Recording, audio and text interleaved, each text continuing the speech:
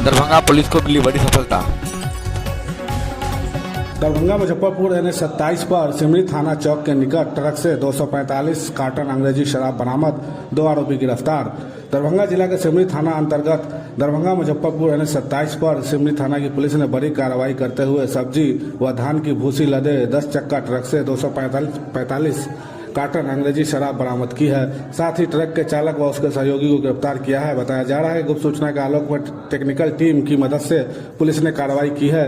गिरफ्तार आरोपियों की पहचान ट्रक के चालक मोतिहारी जिला के मधुबन थाना क्षेत्र निवासी छोटन पासवान व उसके सहयोगी राजेपुर थाना क्षेत्र के कदमा निवासी धीरज कुमार के रूप में हुई है।